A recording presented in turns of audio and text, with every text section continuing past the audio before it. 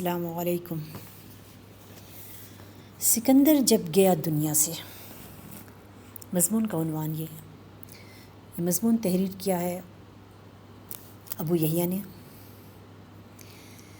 سکندر اعظم 356 قبل مسیح سے 323 قبل مسیح کا شمار دنیا کے عظیم ترین فاتحین میں کیا جاتا ہے۔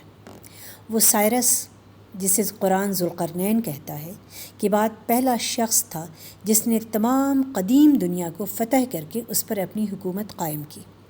اس کا باپ فلپ یونان کی ایک چھوٹی سی ریاست مقدونیہ کا حکمران تھا، مگر سکندر نے صرف چند برسوں میں اس تمام دنیا کو زیر و زبر کر ڈالا جو یونان سے ہندوستان تک لاکھوں مربع میل پر پھیلی ہوئی تھی۔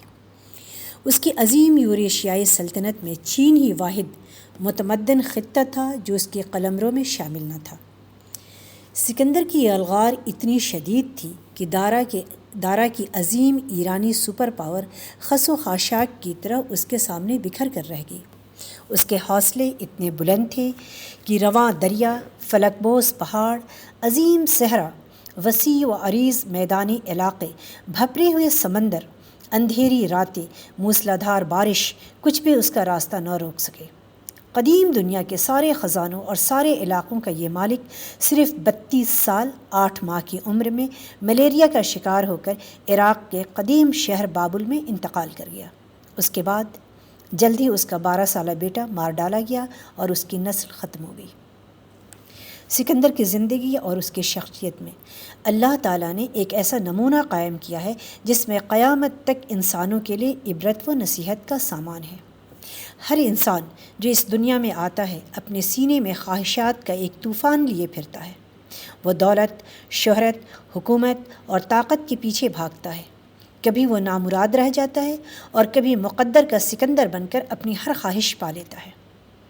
مگر ایک عظیم حقیقت ایسی ہے جو کبھی اس کا پیچھا نہیں چھوڑتی، اور وہ یہ ہے کہ ایک روز بہرحال اسے مرنا ہے اور اپنی آرزوؤں کی سلطنت کو چھوڑ کر اسے حقیقت کی اس دنیا میں جانا پڑتا ہے جس کا نام آخرت ہے۔ انسانوں کا مسئلہ یہ ہے کہ وہ دنیا ہی میں اپنی جنت بنانا چاہتے ہیں۔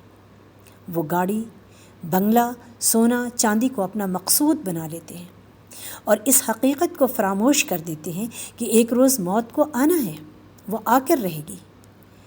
323 قبل مسیح میں یہ سکندر کو آئی تھی اور 1 صدی کے اندر اس وقت تک زندہ ہر انسان کو آ جائے گی۔ انسان کے لیے اہم بات یہ نہیں ہے کہ اس نے اس دنیا میں کیا حاصل کیا، اسے تو ہر چیز سکندر کی طرح چھوڑ کر جانی ہے۔